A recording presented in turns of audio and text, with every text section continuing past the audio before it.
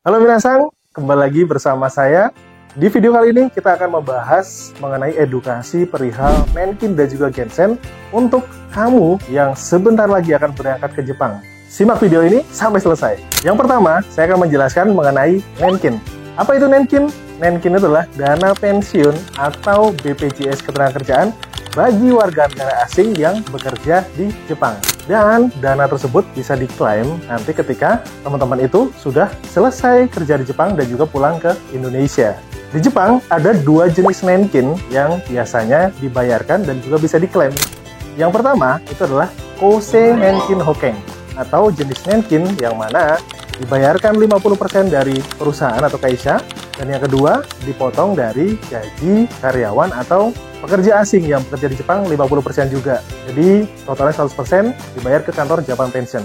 Kemudian yang kedua ada Kokumi Nenkin. Nah, jenis Nenkin ini biasanya 100% dibayarkan sendiri ke kantor Japan Pension, bisa melalui bank transfer atau kombini atau jenis layanan transfer yang lainnya juga.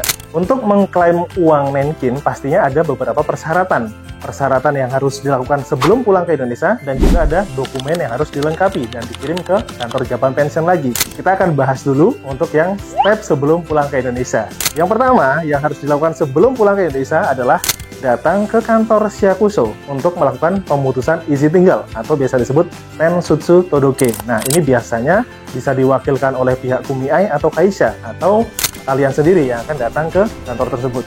Kemudian yang kedua yang harus dipastikan adalah pembayaran Nenkin atau keanggotaan Nenkin. Nah, itu harus dinonaktifkan atau di stop untuk pembayaran Nenkinnya. Nah, dua poin tersebut itu harus wajib dilaksanakan sebelum pulang ke Indonesia. Kalau salah satunya saja terlewat atau tidak dilakukan, itu nanti akan terjadi masalah saat melakukan klaim uang Nenkinnya. Kemudian ada beberapa persyaratan dokumen klaim Nenkin yang harus dilengkapi.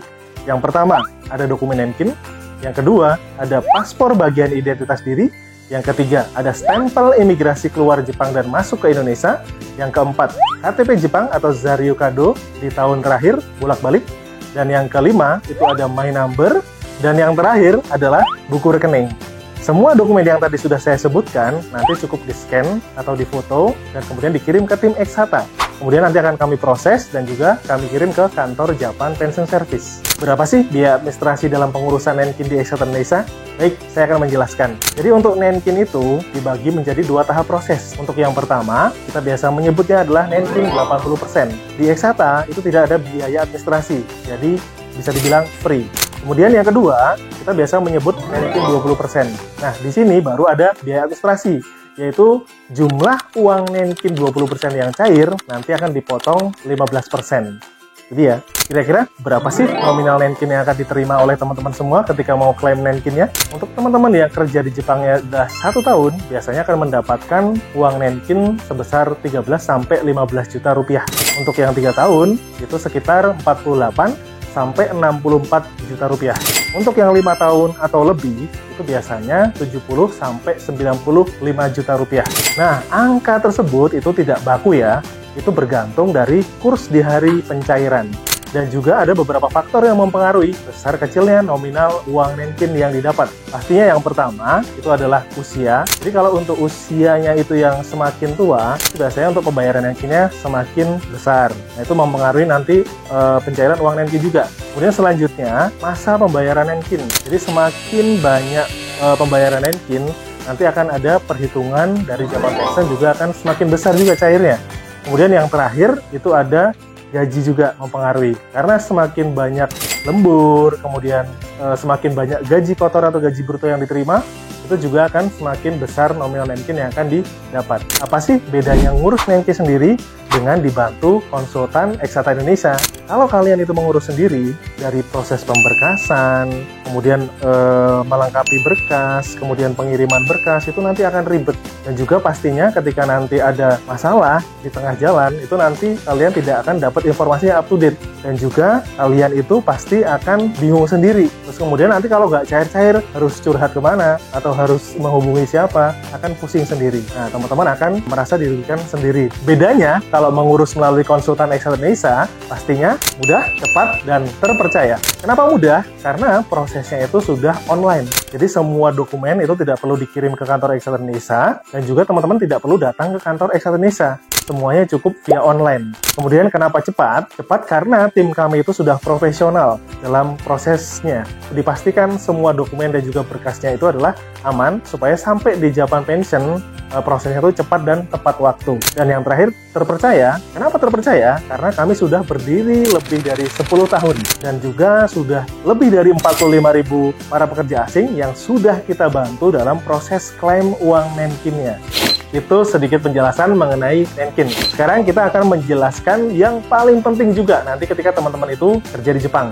Saya akan menjelaskan mengenai Gensen. Apa itu Gensen? Gensen itu adalah sisa pajak penghasilan tahunan, atau kalau di Indonesia biasa disebut SPT tahunan. Bedanya apa dengan di Indonesia? Kalau di Indonesia ketika kita sudah melapor SPT tahunan, itu tidak akan ada pengembalian uang pajak dari pemerintah Indonesia. Nah, tapi kalau di Jepang itu bisa dikembalikan. Dengan cara apa atau bagaimana? Caranya, teman-teman itu harus punya tanggungan keluarga ketika bekerja di Jepang. Dengan cara apa membuktikannya? Yang pertama, teman-teman itu harus kirim uang ke rekening anggota keluarga. Baik yang itu dalam satu kartu keluarga atau yang beda kartu keluarga. Kemudian yang kedua, selama 1 tahun, teman-teman itu secara akumulatif harus mengirimkan uang ke rekening anggota keluarga nominalnya sebesar 38 mang atau 380.000 yen atau sekitar 38 juta rupiah selama 1 tahun. Itu dia persyaratan utamanya. Dan ada beberapa persyaratan dokumen yang harus dilengkapi dalam klaim Gensen. Yang pertama, itu ada kertas Gensen. Yang kedua, ada KTP Jepang bolak-balik. Yang ketiga, ada My Number.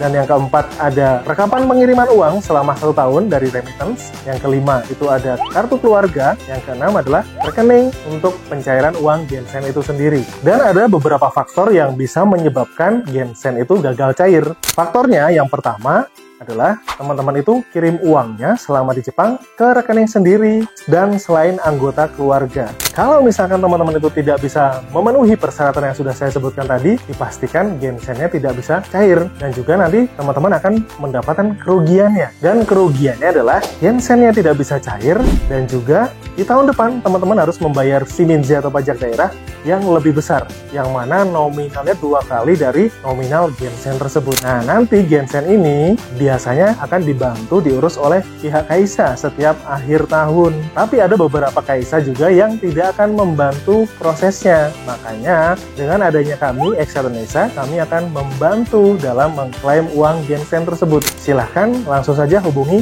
tim Excellenisa ketika teman-teman itu sudah menerima kertas Gensen di akhir tahun atau di awal tahun kalau teman-teman itu sudah mulai bekerja selama kurang lebih 1 tahun ketika di Jepang. Kenapa harus ngurus Gensen saat di Jepang? Karena akan ada 2 keuntungan yang akan teman-teman dapat. Yang pertama, nanti uang Gensen itu bisa cair dan bisa dikembalikan kepada teman-teman semua. Kemudian yang kedua, nanti di tahun berikutnya teman-teman akan mendapatkan keringanan pembayaran pajak daerah atau Shiminze. Nah, itu dia penjelasan singkat mengenai edukasi materi Nenkin dan juga Gensen. Semoga apa yang sudah disampaikan bisa dipahami dan juga dimengerti oleh teman-teman semuanya. Kalau misalkan masih tidak mengerti, tonton saja lagi video ini sampai kalian paham. Karena jika kalian tidak bisa memahami apa yang sudah saya sampaikan, ini akan rugi banget buat kalian sendiri. Oke, sekian dari saya. Terima kasih. Otsukaresama desu.